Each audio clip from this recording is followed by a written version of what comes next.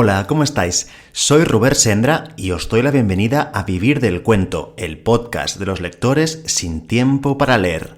Hoy hablamos con Inma Santos de viajar por Barcelona a través del tiempo, de la Barcelona de los 1000 dragones, de la Barcelona de los prodigios de Eduardo Mendoza, de vivir la vida como si fuera un cuento diario o de vivirla como una novela de final incierto.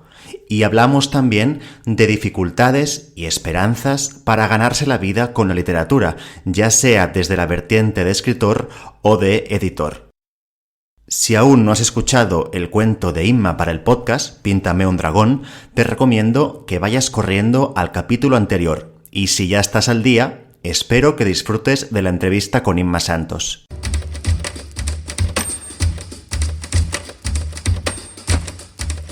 Vivir del Cuento, el podcast de las historias que van contigo.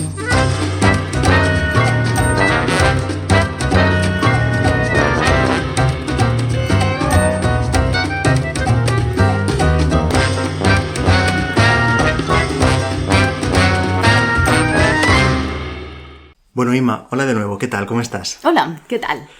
Muy bien. Bueno, creo que ya te lo comenté cuando me enseñaste tu cuento, ¿no? Pero lo que más me gustó es la combinación entre el mundo de la realidad y de los problemas muy reales, ¿no? Que todos sufrimos en algún momento de nuestra vida y cómo el mundo de la fantasía pues viene a nuestro rescate a veces pues para aportarnos esas herramientas, esos ingredientes que nos faltan para resolver situaciones muy, muy complicadas. No sé si te habías planteado esta convivencia entre lo fantástico y lo real cuando escribiste el relato. Bueno, algo de eso hay. Tengo cierta tendencia a mezclar muchas cosas de imaginación o de ideas magias o cositas así fuera de lo normal, cositas paranormales, ¿no? Que bueno, me gusta rescatar porque creo que es una cosa, la fantasía es una cosa que no debería morir, ¿no?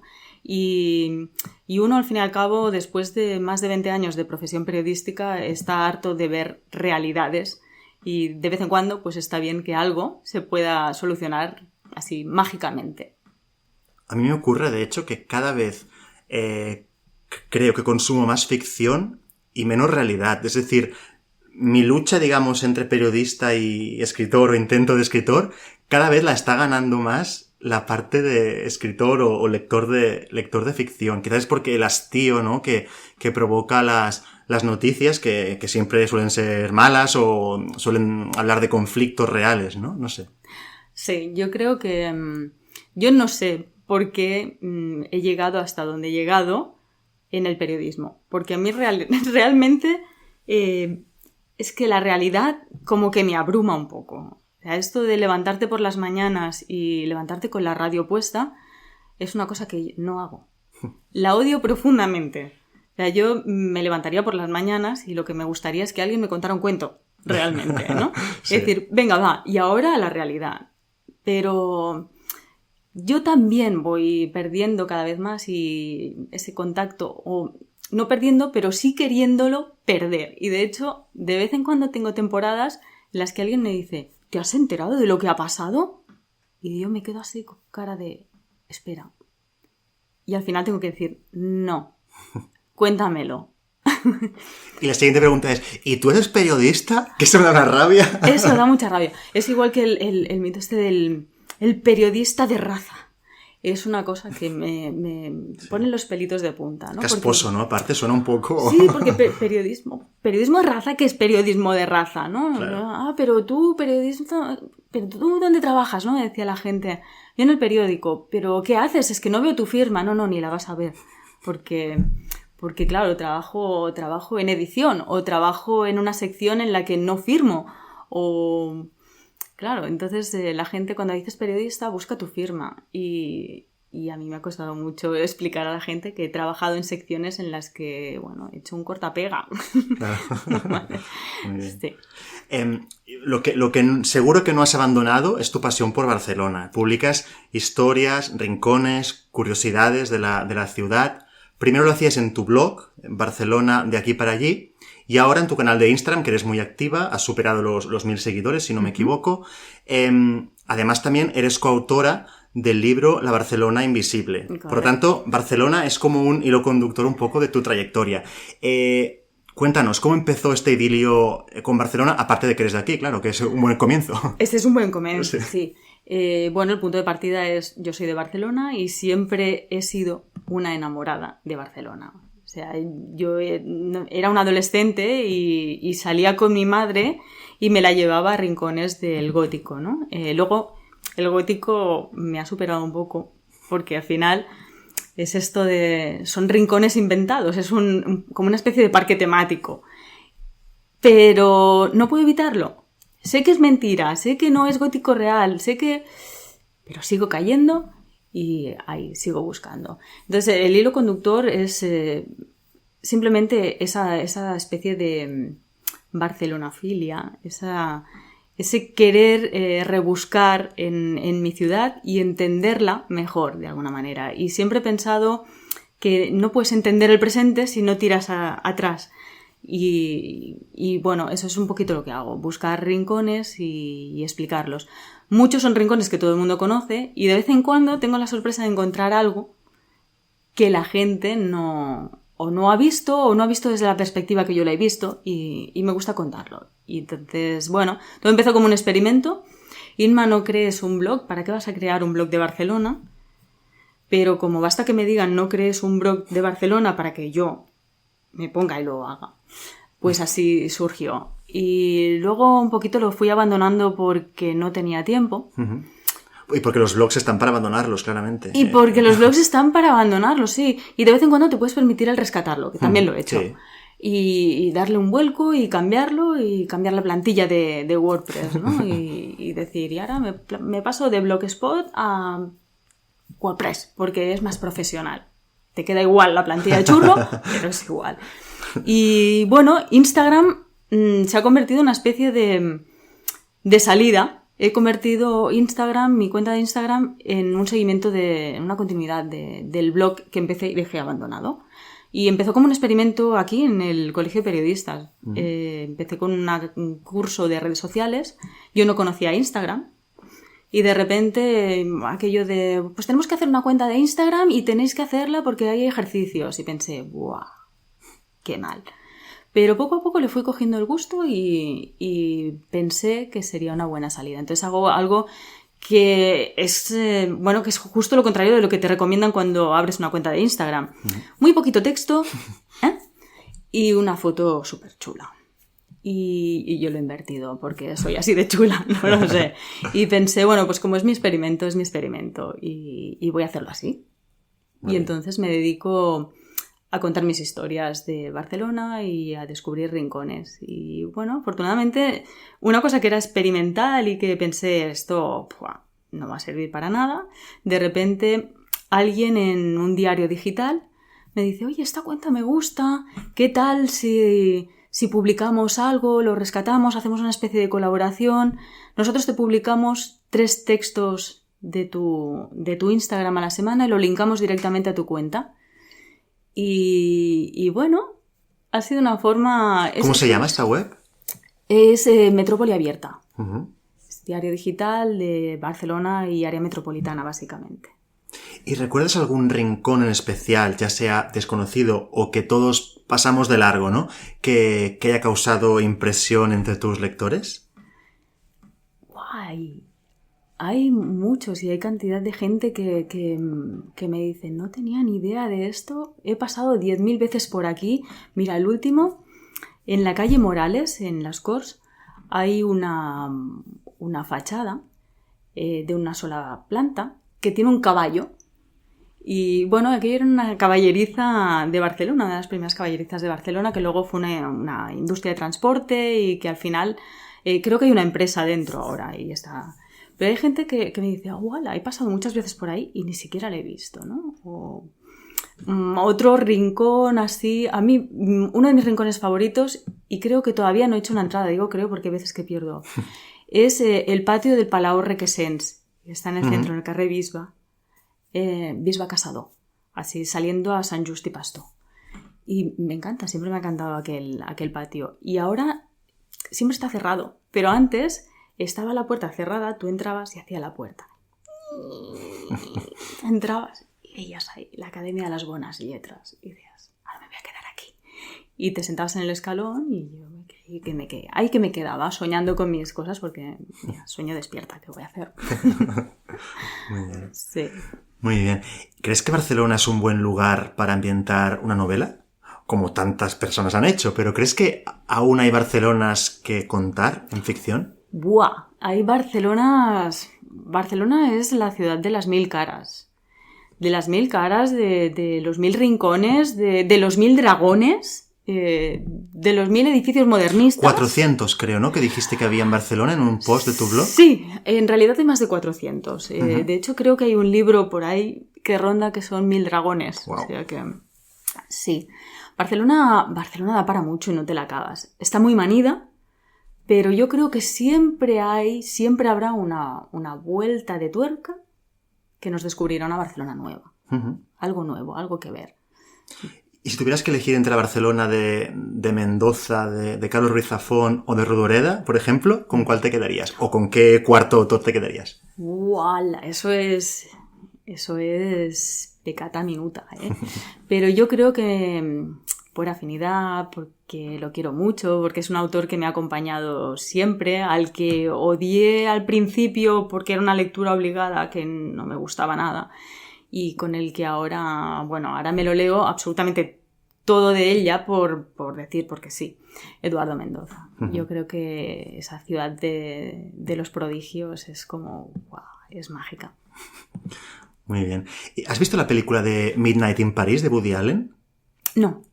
El tema es que el protagonista, digamos que se encapricha, se encariña con un tiempo pasado, con esa ciudad de París, pero en la antigüedad. Entonces, pues hace viajes en el tiempo, digamos, hacia ese París que tiene tan idealizado, ¿no? Si tú pudieras viajar en el tiempo para ir a tu Barcelona perfecta, ¿qué billete comprarías? Yo compraría un billete detrás de otro. Iría primero a la Barcelona romana, después iría a la Barcelona de la Edad Media. En la Edad Media yo creo que ahí me quedaría. Me gustaría indagar en esa Barcelona y... No sé, quizá porque es la que menos conozco, ¿no? Pero sí, ese viaje... Además son dos temas que, bueno, me encantan. Esto de viajar en el tiempo. Y Barcelona ya sería... Combinación perfecta, sí, sí. Pero me gustaría conocer pues esa construcción de la Catedral del Mar, ¿no? Pero en realidad no esta visión de Falcón, no. Yo quiero ver, ¿no? Cómo ha subido esa ciudad, cómo se ha quedado metida entre las murallas hasta no poder más y ha petado, ¡buah! Y se ha salido de sus dos murallas, ¿no? ¡Buah! Una detrás de otra, y ahora la Eixample, y ahora la red del área metropolitana, venga. Yo creo que Barcelona es una ciudad viva. Siempre. Todas las ciudades son vivas. Pero Barcelona, y además Barcelona es ciudad editorial, sí, por excelencia, ¿no? Y sí, me hubiera gustado poder viajar en el tiempo y descubrirla poquito a poco, ¿no? Y pues conocer esa Plaza Cataluña que era un agujero por el que nadie quería pasar y que daba miedo, ¿no? Y que luego no sabían ni cómo llamarla porque aquello era un furat que no había manera. Y ver cómo se ideó el Pla Cerdà y ese resurgir del modernismo, ¿no? Y cómo una cosa ha ido pisando la otra, pam, pam, una encima de la otra. Y son estratos y estratos y estratos, ¿no? Yo creo que eso es fascinante. Yo, si pudiera viajar, madre mía. Viajar en el tiempo, eso es lo que yo quiero. Un buen deseo. Sí. ¿Y cómo te documentas para hacer tus posts sobre Barcelona? Porque realmente están muy, muy documentados. ¿Cómo lo haces? Bueno, hay un trabajito detrás. Claro, se nota, sí. Es una afición y bueno, hay quien se desestresa yendo al gimnasio y yo hago gimnasia mental. Pues básicamente consultas a internet como nunca te puedes fiar de internet, pues es documentación, libros, visitas a la Casa Ardiaca, que es donde está el archivo de la ciudad, y luego mucha calle. Mucha calle. A mí está muy bien, hablar de las piedras, pero si de vez en cuando puedo reunir algún testimonio que me hable de ese sitio, aunque sea alguien hablando del pasado muy pasado, pero alguna voz que te lo pueda decir, eso ya es el sumo. Y bueno, básicamente yo creo que la documentación viene de aquí. Internet, mi mini biblioteca. Yo tengo una mini biblioteca de Barcelona que, claro, es lo que tiene. Con los años, ¿no? Vas recopilando libros y libros y libros. Y algunos son ediciones muy antiguas. O sea, pero muy antiguas quiere decir de calles que ya no existen. Entonces, bueno, de vez en cuando buceas y encuentras cosas. Tu canal de Instagram te obliga de alguna forma a transitar por la ciudad de forma activa, ¿no? Es decir, yo cuando voy por la ciudad pues veo una fachada y lo máximo que digo es, pues qué bonita, o me parece modernista si me quiero hacer el listo, ¿no? Pero no me pregunto qué hay detrás de, no sé, de esa fachada, ¿no? Claro, pero es que esto es como una especie de deformación. A mí siempre me ha gustado encontrar la historia detrás de cada cosa. Uh-huh. Me encantan las antigüedades. Y la gente me dice, ¿cómo te puede gustar ese mueble? No, es que no me gusta ese mueble. A mí me gusta la historia que me quiere contar ese mueble. Yo cuando veo un reloj antiguo o cuando veo un teléfono de los años 30, lo que pienso es ¿por qué manos habrá pasado ese teléfono? ¿Qué ha hecho este teléfono para acabar encima de este escaparate? ¿No? Y es eso. Y en cada rincón de la ciudad yo realmente lo que busco son historias. Uh-huh. A mí lo que me gusta es buscar historias y yo creo que Los Rincones y Barcelona da mucho juego para eso. Porque eso que dicen de si non en vero, he ben trovato, ¿no? Pues exacto. Hay veces que no sabes, y más en Barcelona, no sabes qué parte es ficción y qué parte es realidad. Yo qué sé, mira, mi último post, el que he publicado esta mañana, es el Hotel Cuatro Naciones. Al lado está el Hotel Oriente. Y hoy me decía un seguidor, ¡hala! ¿Para cuándo un post del Hotel Oriente? Y digo, ¿tú lo pides? Venga, va, me lo apunto y lo hago. Y me decía, sí, además yo he sido trabajador del Hotel Oriente. Digo, pues tendrás tú más historias que contarme de las que yo te pueda contar del hotel. Me dice, sí, pero muchas de las cosas que cuentan son ficción. No sabes si es ficción, si es leyenda o si es real, que muchos de los personajes que han pasado por allí o que dicen que han pasado por allí son de verdad personajes que han pasado por allí. Y yo pienso, pues bueno... Aún más interesante, Aún ¿no? más interesante. O sea, perfecto, si no n'he vero, ben trobat. Ya está, ¿no? Uh-huh. Has ganado el Premio Nacional Caja Navarra de Cuentos de Invierno. Has participado en una antología de relatos de Me estás pisando el Chejo. Sí, gran título. Sí, muy bueno. Dinos, ¿cómo vive del cuento Inma Santos? Inma Santos vive del cuento cada día. Porque yo creo que cada día es un poco un cuento, el cuento de uno mismo, ¿no? Y sí, la vida es como... Yo lo comparo así. La vida es una novela. Claro, hasta que llegues al final de la novela no sabes lo que va a pasar. Por lo tanto, a mí me gusta más eso, ¿no? El cuento de cada día. Hoy he tenido un cuento. Mañana a ver qué cuento me encuentro. Y yo creo que es la forma de decir, bueno, va, esto tiene un principio y un final. Mi cuento del día empieza hoy y se acabará. Pero se acaba el día, se acaba el cuento. Con lo cual mañana otro cuento nuevo. Entonces, bueno... vivir del cuento forma parte de mí, ¿no? Es como, bueno, es la ilusión de poder encontrar una historia hoy. No sé si la contaré. La mayoría de las historias que empiezo no las acabo. Uh-huh. Tengo un cajón lleno de principios. Tengo frases sueltas. Y en otros casos tengo títulos. Y hay veces que no guardo el título y tengo el final. Entonces, bueno, de vez en cuando hago un saco de aquí, meto de aquí y sale un cuento. Y otras veces, bueno, el cuento va directo a la papelera porque dices, esto es infumable y nadie lo lea. Pero sí, yo creo que mi vivir del cuento es así, es como, bueno, cada día ilusionarte e intentar ver que cada día es una historia y que tiene principio y final. Quizá por eso me atrevo más a contar cuentos o a explicar o a escribir cuentos que a escribir un libro. Nunca me he planteado escribir un libro, o sea, y me veo incapaz. No se me verían los andamios, no, se me verían los andamios, el rebozado de la fachada y hasta el...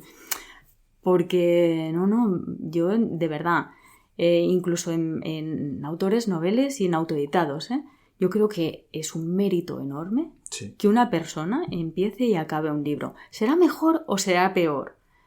Pero wow, ha acabado un libro. Yo eso me veo incapaz.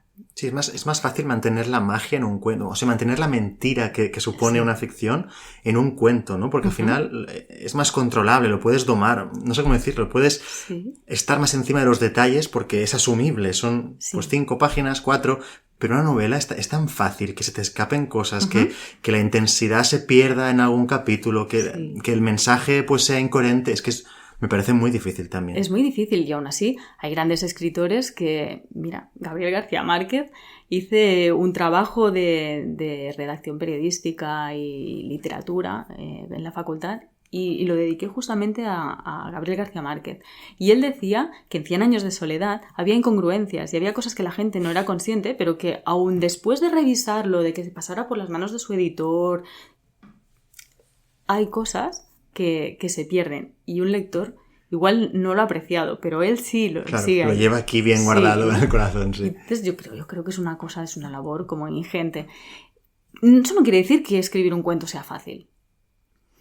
Yo creo que la magia del cuento es darle, no sé, el tempo adecuado, ¿no? a cada parte, porque al ser una cosa muy breve, en cuanto se desequilibra de un sitio, ya no... pierde toda la magia.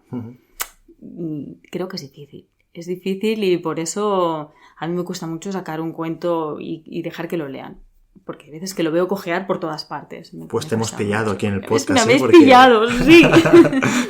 ¿Y con estos cuentos que tienes guardados en carpetas o que están a punto de ir a la basura pero aún no lo tienes claro? Sí, no lo tengo claro, pero igual no tardan, porque tengo que hacer limpieza en el ordenador, entonces...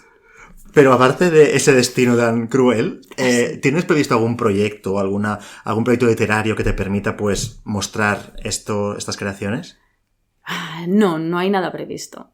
La verdad es que no me lo he planteado nunca. Quizá porque cuando me pongo a escribir no escribo para que los demás lo lean. Quizás ese es el problema, ¿no? Que tengo un punto de escritora frustrada. A mí me gustaría, de hecho, yo hice periodismo porque, bueno, se me daba bien escribir, ¿no? Y una tutora que tuve en EGB, porque yo soy de EGB, ya no tenemos una edad, bueno, me dijo que si yo lo que quería era escribir, que podía aprovechar y hacer periodismo.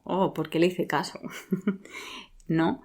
Y yo siempre he querido escribir, pero tengo ese punto, no sé, llámalo modestia o llámalo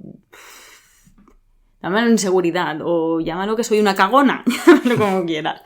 Me cuesta mucho que los demás, o dejar a los demás que lean mis cuentos o que lean mis escritos. Me cuesta mucho. Pero en cambio publicas muy a menudo en Instagram.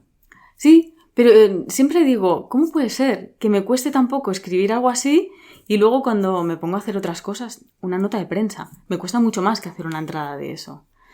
Porque creo que tengo esta tendencia a querer controlarlo todo y que no se me escape ni quede mal. Y entonces eso me encorseta mucho. Y cuando lo hago por divertimento, porque es para mí, porque me gusta y porque me da igual lo que piense fulanito, ni menganito, ni el otro, pues me suelto más y me da más gracia, me da más soltura, me despreocupo más. Y aparte de escritora y de periodista, eres editora.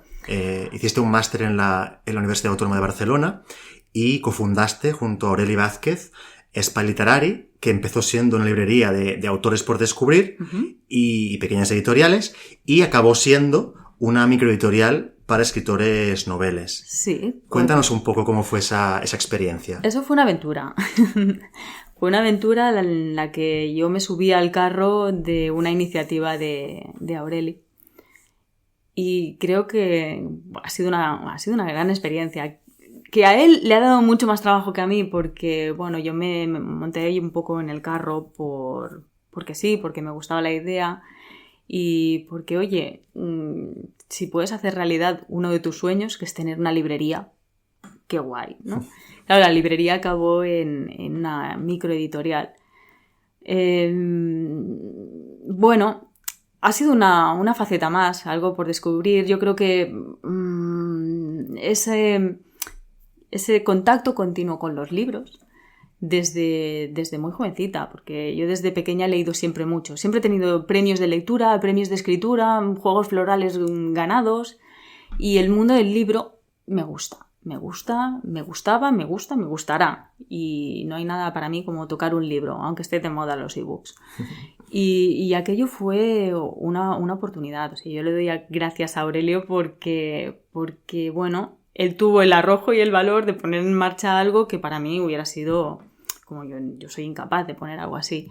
Y llegado cierto momento en que di un vuelco profesional a mi vida y decidí que iba a dejar el periódico, pensé que teniendo una microeditorial como habíamos iniciado, sería una buena apuesta hacer un máster y profesionalizar una cosa que había empezado así como un poco, no amateur, pero sí como autodidacta.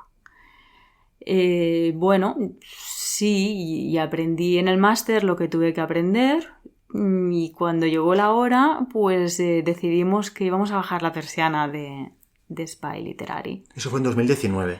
Sí, eso fue en 2019.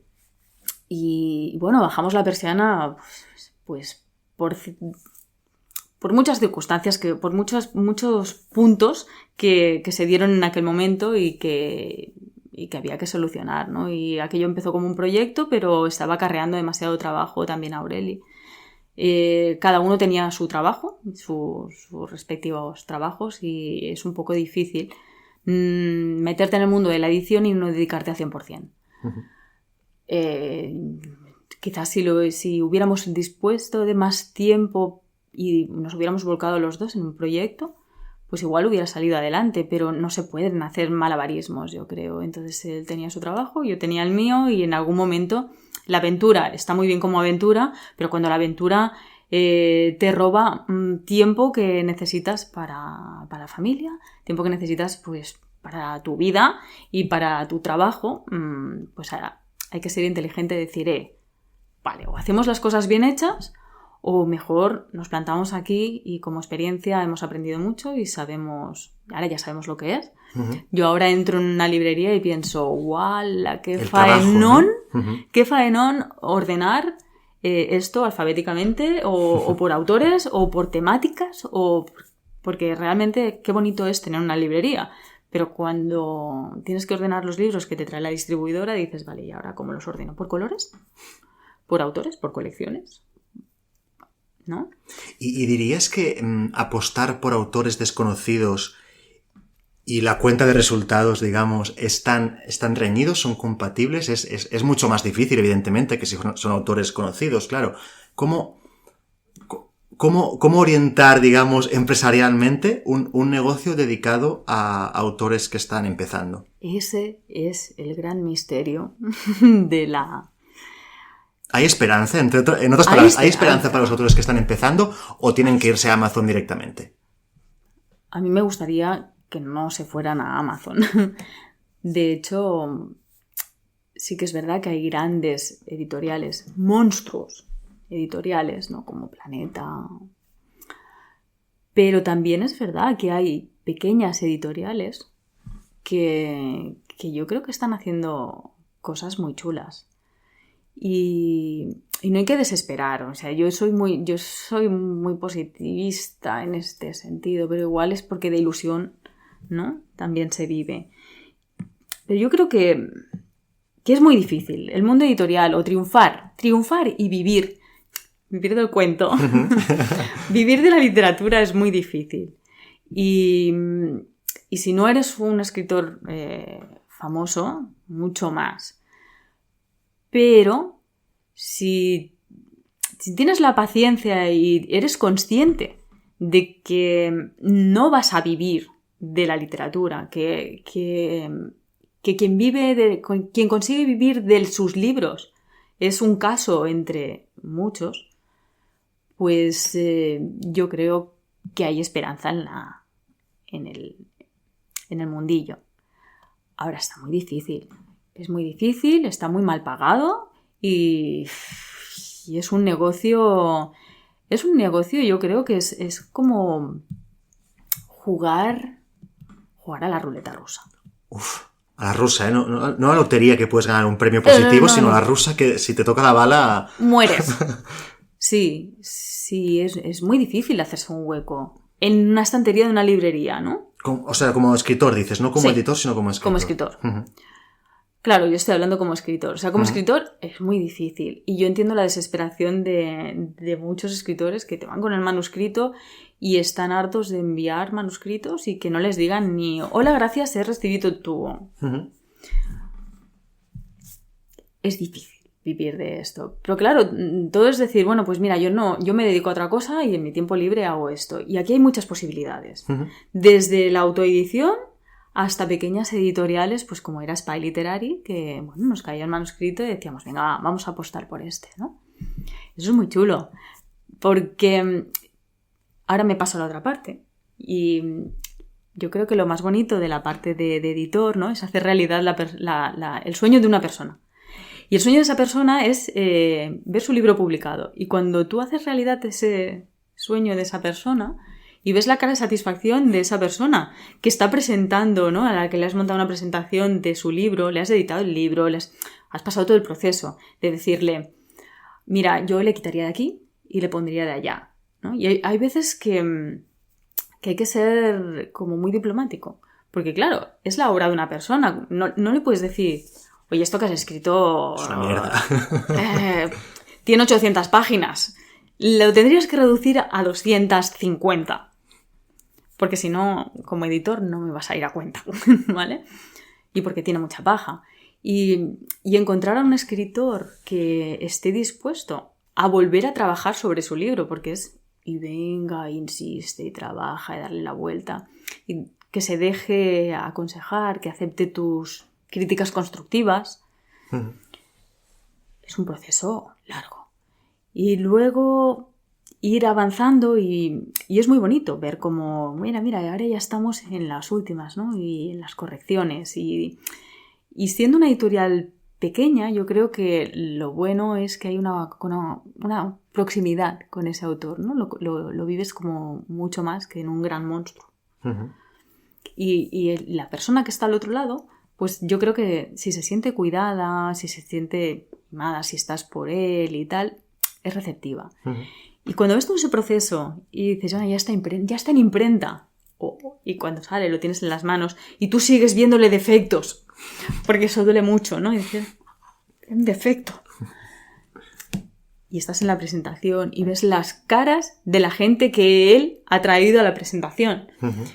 La mayoría son familia y amigos, ¿no? Pero... ¡wow! La cara con la que te mira esa persona, como diciendo, he hecho realidad mi sueño, eso vale mucho. Ahora, como editora, como editores, dices, sí, vale mucho, pero no hemos ganado ni un duro. Ya. Yo cuando alguien se queja del precio de los libros pienso, es que en realidad no, por un cubata...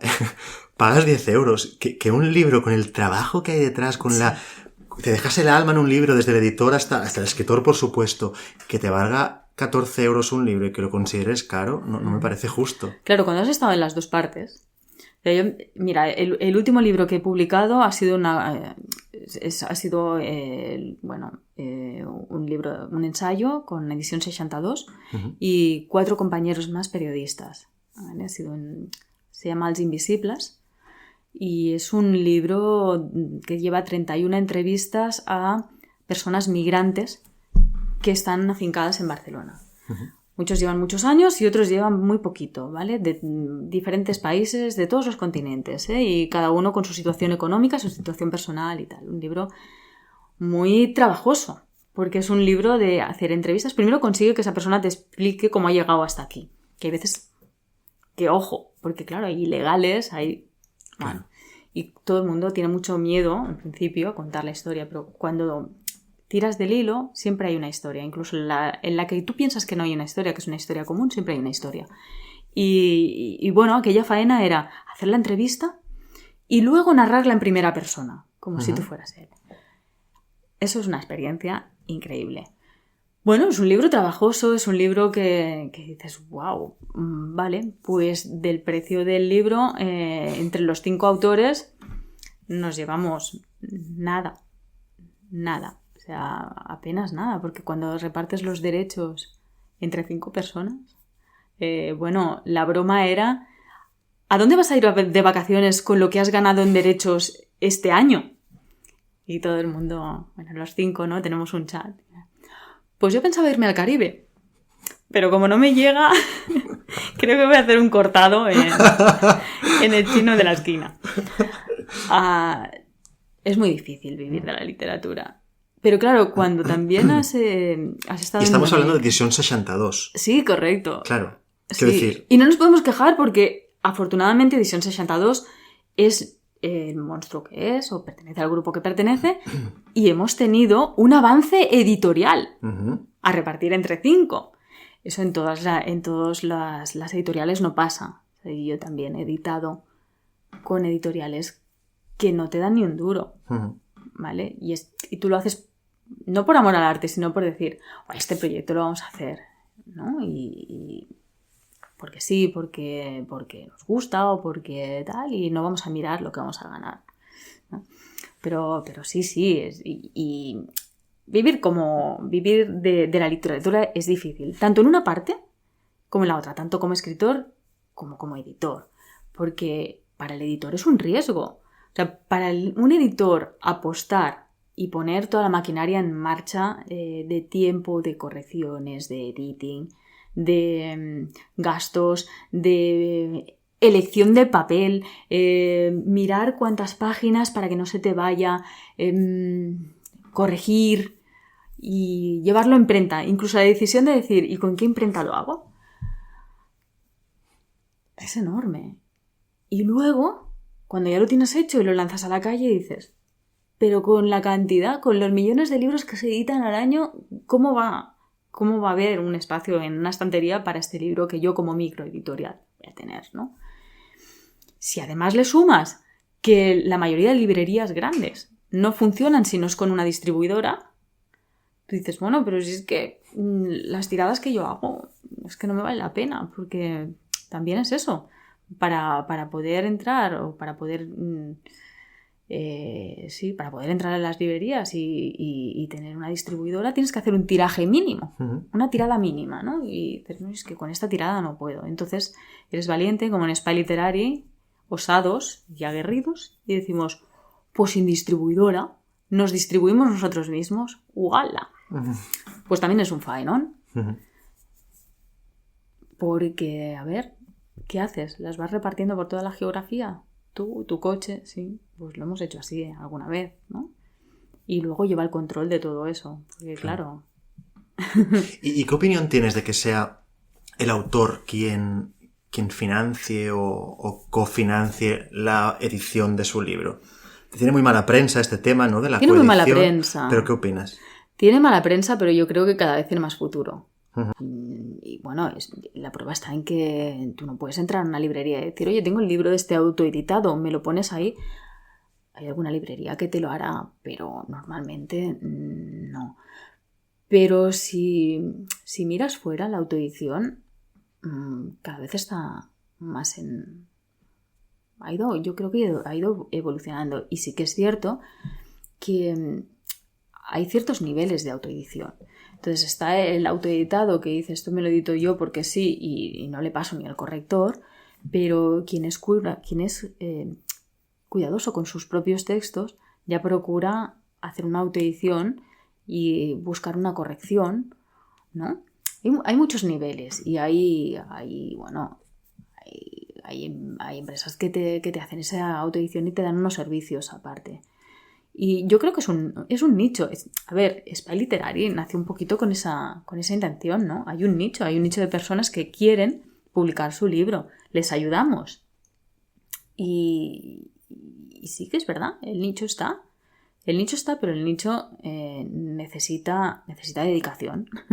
Porque, bueno, no es un libro de Vargas Llosa, es un libro de una persona que empieza.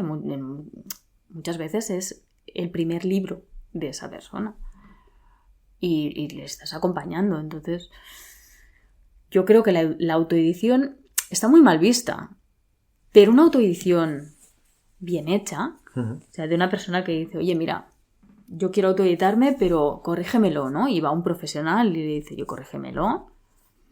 ¿Por qué no?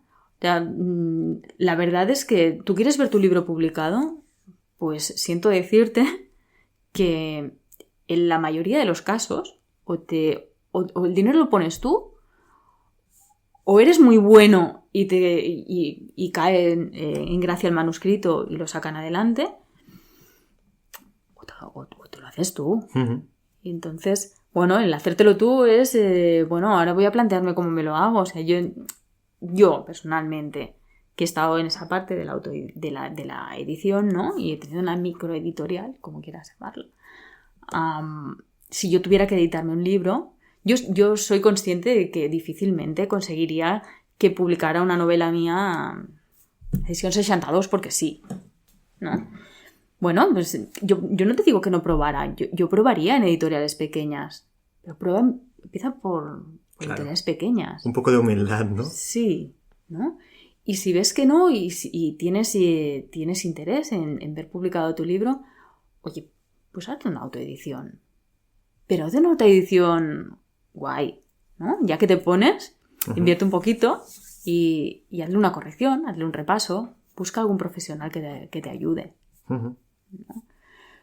Está mal vista, cada vez está menos mal vista, porque solo das una patada a Amazon y te salen autoeditados por un tubo. Sí. Oye, bueno, a mí no me parece mal, ¿eh? Yo creo que bueno, las editoriales hay veces que son muy puristas, ¿no? Pues, bueno, si tú no me das salida a un libro, pues vamos a buscar otras puertas para poderlo hacer. Y a nivel genérico, ¿cómo ves al sector editorial? Porque ayer miraba cifras de ventas. Se considera que el año 2020 fue positivo porque se vendieron 165 millones aproximadamente de libros, pero claro, lo comparas con 2008, justo cuando estaba empezando la crisis económica, y se vendieron 240 millones. Es decir, hace unos 15 años 240, ahora 165. ¿A dónde vamos? Porque por un lado el sector editorial tiene mucha competencia a nivel de empresas de ocio, ¿no? Pues videojuegos, televisión a la carta. Por otro lado, pues leemos de formas muy diversas y a veces no estamos dispuestos a comprar un libro. ¿Cómo ves al sector? A ver, el sector hace años que se queja. Y yo no digo que se queje sin motivos, ¿eh? Es verdad, las ventas de libros caen y hay una competencia feroz y cada vez más grande. O sea, si te paras a pensar, es que ya incluso en televisión, ¿no? O sea, ¿cuánta gente ve la televisión convencional? Ya. Me gustaría ver una estadística. A ver, el libro tiene competencia. Yo creo que el libro no morirá. En formato digital, en formato papel. El libro estará ahí, siempre. Pero cada vez es más difícil. Y cada vez hay más competencia y más diversificación. Y es un mundo chungo. Está mal decirlo, pero es que es normal. ¿Cuántos libros se editan al año? ¿Cuántos títulos? Millones y millones. Millones y millones. Y las grandes editoriales funcionan porque ¿cuántos libros editan al año? Millones y millones, ¿no? Bueno, millones no, pero ¿cuántos títulos editan? Miles de títulos. Ellos tienen una maquinaria que les permite editar y siempre hay algunos que lo petan. Y estos son los que permiten, de alguna manera, poder seguir editando ese resto de miles o cientos que se van editando, ¿no? Pero si ellos logran bestsellers o superventas, es porque han invertido mucho en otros que no lo son. Entonces, claro, es normal que grupos editoriales grandes puedan ir sobreviviendo. Les cuesta, pero siempre encontrarán algo. Claro, las pequeñas editoriales esto no pueden hacerlo. Pero, por ejemplo, proyectos como, no sé, Edición 62, Ratchbird, Blackie Books, son editoriales que me gustan muchísimo. Sí. Son independientes, son pequeñitas. Son una nueva hornada. Hacen las cosas muy bien y tienen futuro, yo creo, ¿no? Al menos me da la sensación de que, es decir, yo, un libro de ediciones de Periscopi, sin saber de qué va el libro, me lo compraría porque sé que estará bien. Porque yo creo que es un poco lo mismo que está pasando con la prensa o con los medios de comunicación. ¿Cuánta gente compra el diario normal, no? No. Tú, si quieres informarte de un tema, ¿no? Hay como micro ecosistemas, ¿no? O sea, a mí me interesa esto, no me cuentes lo demás. Y vas a buscar eso en un blog, en una página web o incluso dentro de una sección de un diario en concreto, ¿no? Yo creo que los libros pasa un poquito igual, ¿no? Están las grandes editoriales que tienen todo tipo de toda variedad y luego están estas pequeñas editoriales que han ido surgiendo poquito a poco y que se están haciendo su nicho y son nichos pequeñitos, o sea, son identidades. En realidad, Ratchbird, tú me estabas diciendo, yo me compro un libro de Ratchbird si es solo por el hecho de que es de Ratchbird, ¿vale? Porque ha conectado contigo. Sí. Yo creo que es un poco la especialización, ¿no? El crear nichos, buscar ese nicho y decir, a ver, ¿qué quiere la gente, no? Pues libros de tal, bueno, o reediciones tal, pues vamos aquí. Pero cada vez hay como pequeños grupúsculos, ¿no? Y la gente se va adecuando. Entonces, bueno, yo no, por ejemplo, no te compras un libro de Alfaguara solo porque es, ¿no? Porque yo los de Alfaguara me los compro todos, ¿no? Pues ya de alguna manera me estás diciendo, no, es que a mí me gusta el tipo de libro de Ratchbird, pues yo qué sé, por la edición, por las temáticas, por los autores que trata o por tal. Hay futuro, yo creo que hay futuro. Lo que pasa es que igual estoy hablando así como por hablar, pero yo creo que esa gran industria editorial que siempre hemos visto como la gran industria editorial también se está como disociando, ¿no? Y están saliendo estas pequeñas editoriales para dar gusto a ciertos públicos. ¿Alguna lectura que nos puedas recomendar ya para acabar la entrevista? Sí. Yo soy una gran fan de Millás, entre otros, pero yo recomiendo muchísimo como ensayo, o sea, un ensayo divertido y entretenido y tal, La vida contada por un sapiens a un neandertal, de Millás y Arzuaga. Vale. Antropólogo y escritor, cada uno con su estilo, pero yo creo que es una fusión perfecta. Es de los libros más entretenidos y yo no soy una gran forofa de los ensayos, Al ensayo llego cuando ya voy leyendo en escalada, ¿no? Y yo empiezo por una cosa como muy popular. Venga, va, algo para entretenerme. Y luego voy subiendo, ¿no? Y me doy cuenta que ¿qué haces leyendo un ensayo sobre literatura rusa? ¿No? Y entonces es cuando digo, tienes que parar. Dan Brown otra vez, ¿no? Sí, y vuelves otra vez abajo, ¿no? Descanso. Pues en una de estas, porque soy una forofa de Millás, dije, me lo voy a leer. Venga, va. Y bueno, me lo volvería a leer otra vez. Pues anotado queda. Y otra cosa que tenemos que anotar es el nombre del canal de Instagram de Inma Santos. Sí. ¿Cómo es? Es @InmaSantosHerrera. Muy bien, pues lo dejamos también en las notas del programa. Muchísimas gracias, Inma, por estar hoy con nosotros y por compartir ese cuento tan especial y tan personal con Vivir del Cuento. A ti, por dejármelo sacar del cajón. Pobrecillo, que estaba ahí cogiendo... Sí, estaba cogiendo polvo. Sí. Muy bien, pues muchísimas gracias y están abiertas las puertas para ti cuando quieras volver. Perfecto, muchísimas gracias. Gracias, adiós, Inma. Hasta aquí el capítulo de hoy. Suscríbete gratuitamente a la newsletter del podcast en vivirdelcuento.es/suscríbete y así recibirás contenidos exclusivos.